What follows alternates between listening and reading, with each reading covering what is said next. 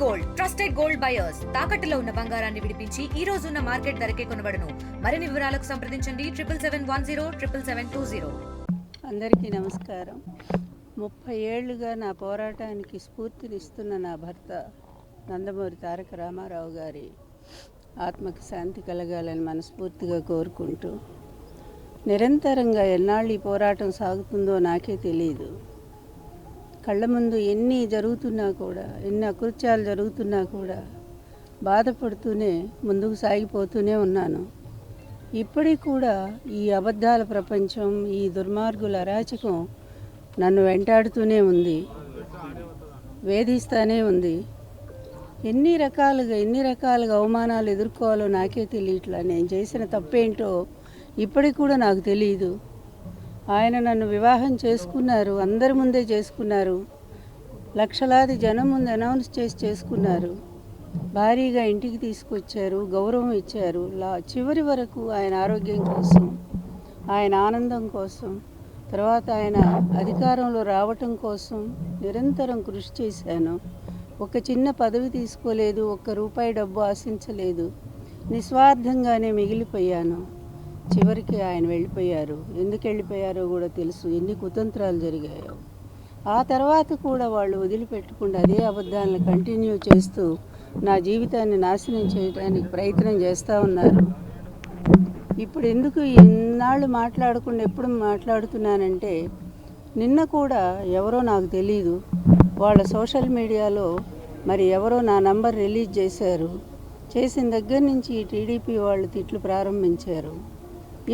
ఎందుకు నాకే అర్థం కావట్లేదు. నేను ఎవరిని ఈ మధ్య ఎవరిని ఏమి అనలేదు. ఎప్పుడు కూడా నేను వ్యక్తిగతంగా ఎవరి జీవితాల గురించి నేను మాట్లాడలేదు, ఎప్పుడు మాట్లాడినా కూడా. నేను ఎప్పుడు మాట్లాడినా ఒక సిద్ధాంతం గురించి, రాజకీయపరమైన అంశాల గురించి మాట్లాడతానే తప్ప, ప్రజాస్వామ్యాన్ని గురించి మాట్లాడాను తప్ప ఎప్పుడూ కూడా వ్యక్తిగత జీవితాల గురించి మాట్లాడలేదు. కానీ వాళ్ళే కల్పించుకొని నిన్న నుంచి ఎవరో మరి తెలుగుదేశం అతనట నా నంబర్ రిలీజ్ చేశారట. ఎందులో చేశారో కూడా నాకు తెలియదు, అతను ఎవరో కూడా నాకు తెలియదు. అక్కడి నుంచి వందలాది ఫోన్లు నాకు ఇలా నా ప్రైవేట్ ఫోన్కి ఈ విధంగా విఘాతం కలిగించవచ్చా? నేను చంద్రబాబు నాయుడు గారినే ధర్మం అడుగుతూ ఉన్నాను. నేను ఈ ఇంటి దాన్నే కదా, మీరు అవుననుకున్నా కాదనుకున్న అత్తగారినే కదా, ఎన్టీఆర్ భార్యనే కదా. ఆమెను ఇంకా కూడా ఇలా మీ వాళ్ళు అవమానం చేస్తూ ఉంటే మీరు భరిస్తున్నారా? మీరు చూస్తున్నారా? అసలు మీకు తెలుసా, తెలియదా? న్యాయం అనేది ఉంటే స్త్రీలను కాపాడాల్సినటువంటి ధర్మం మీకు లేదా? దయచేసి మీరు ఆలోచించండి. ఎందుకు ఈ విధంగా నన్ను వెంటాడుతున్నారు, వేధిస్తున్నారు? నేనేం తప్పు చేశాను? మీకు నేనేం ద్రోహం చేశాను?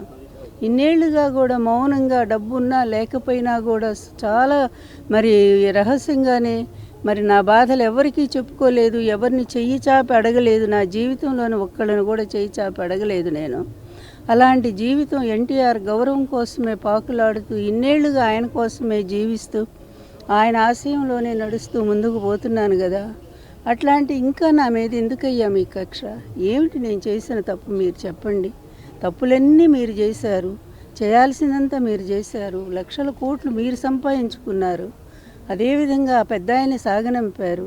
ఇన్ని చేసినటువంటి మీరు లక్ష్మీపార్వతి ఎంత, ఆమె పాత్ర చాలా చిన్నది కదా. ఆమెను ఎందుకు ఇంతగా వేధిస్తున్నారో దయచేసి ఇప్పుడైనా ఎవరో మీ మీడియా వాళ్ళు, ఎవరో మీ సోషల్ మీడియానో ఎవరో ఎందుకు ఆమెను వేధిస్తున్నారు? మా ఎన్టీఆర్ గారి భార్య అనే గౌరవాన్ని మీరు ఉంచమని చెప్పి నేను మీ ద్వారా ఆయనకు తెలియచేస్తున్నాను. ఇటు చూడండి ఒక్కసారిగా మీకు, ఎందుకంటే ఆధారం లేకుండా మాట్లాడకూడదు కదా. మీరు చూడండి, ఇటు ఎన్ని నంబర్లో చూడండి. కనీసం 1000 నంబర్లన్నా నేను డిలీట్ చేసి ఉంటాను, 1000 నంబర్లన్నా డిలీట్ చేసి ఉంటాను. అయినా కూడా ఆగకుండా రాత్రిపూట అసలు ఏదన్నా నాకు అర్జెంట్ కాల్ వస్తుందేమో కూడా తెలియదు కదా.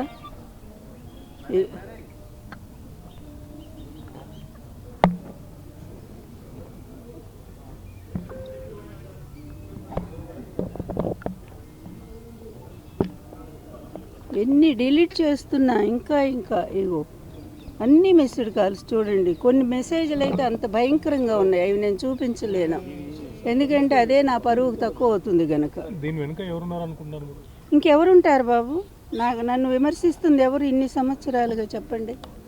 ఇంకెవరున్నారు? నాకు శత్రువులు బయట ఎవరైనా ఉన్నారా? పేరేమైనా ప్రపోజ్ చేయాలి? పేరు నేను తెలియకుండా ఎప్పుడు కూడా చెప్పను. కానీ తెలుగుదేశం సోషల్ మీడియా నుంచి ఈ విధంగా వేధిస్తూ ఉన్నారు నన్ను. ఇంకా కూడా ఈరోజు కూడా నా భర్త పోయిన రోజు ఈరోజు నిజంగా పుట్టిడు దుఃఖంలో ఉన్నాను నేను. ఎందుకంటే ఈరోజు గుర్తొచ్చినప్పుడల్లా నాకు ఆ రోజు గుర్తు వస్తుంది.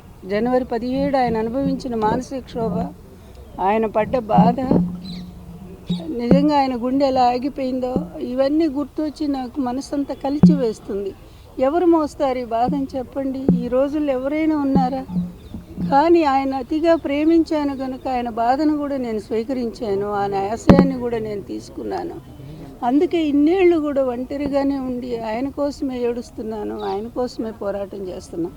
అయినప్పటికీ కూడా ఇంకా నన్ను వదిలిపెట్టుకుని ఎందుకు అవమానం చేస్తారు? నేను ఎవరినైనా మిమ్మల్ని మీ వ్యక్తిగత జీవితాలు నేను అడిగాను. మీ అందరికి కూడా తల్లులు ఉన్నారు కదా, మీకు చెల్లెళ్ళు ఉన్నారు, అక్కలున్నారు. ఇంతమంది ఉన్నటువంటి ఒక తల్లి గర్భంలోంచి వచ్చినటువంటి వాళ్ళు అట్లాంటి భాష ఎలా మాట్లాడతారు? అలా ఎందుకు మహిళలను అవమానం చేస్తారు? ప్రతి మహిళలో మీ తల్లిని మీరు ఊహించుకోలేరా?